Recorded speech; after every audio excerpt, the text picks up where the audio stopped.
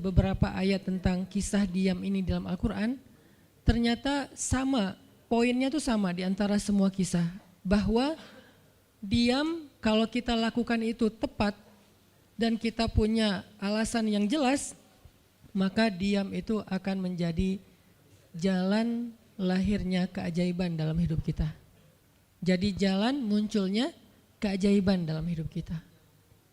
Banyak orang yang berbicara untuk membela diri, padahal kalau dia diam, Allah yang bela dia.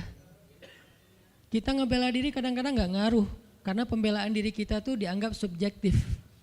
Tapi kalau Allah yang bela dia, Allah punya banyak cara dan Allah menggenggam hati manusia. Sehingga ketika misalnya kita ribut dengan seseorang, setelah kita menjelaskan duduk perkaranya, kita ngejelasin yang sebenarnya terjadi apa, udah cukup diam. Dan jangan melanjutkan perdebatan. Kenapa? Biar nanti sisanya Allah yang akan beresin. Nah, ini butuh apa untuk bisa kayak gini nih? Butuh iman.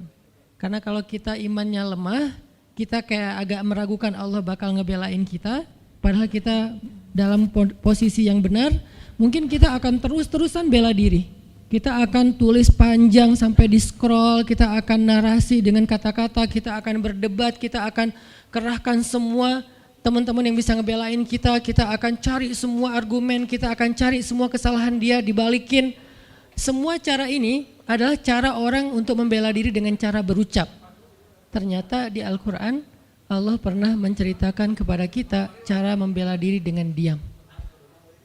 Bahkan kadang-kadang ketika kita membela diri dengan berucap, justru Allah menjauhkan dirinya dari kita. Allah pergi. Kenapa Allah pergi dari kita, berpaling dari kita? Karena saat kita membela diri dengan berucap, dengan ngomong, dengan broadcast, dengan komen, dengan bikin caption dan seterusnya, kadang-kadang di dalam kata-kata kita itu ada hal yang justru gak benar. Ada yang bohong, terpaksa gitu. Akhirnya gara-gara pengen bela diri kita jadi bohong. Gara-gara pengen bela diri kita jadi cari-cari kesalahan orang lain. Gara-gara pengen bela diri kita jadi buka aib. Gara-gara pengen bela diri kita jadi melebih-lebihkan sesuatu yang harusnya gak kayak gitu. Artinya justru karena kita berucap, karena kita ngomong malah jadi salah. Akhirnya orang gak respect, Allah lebih gak respect lagi.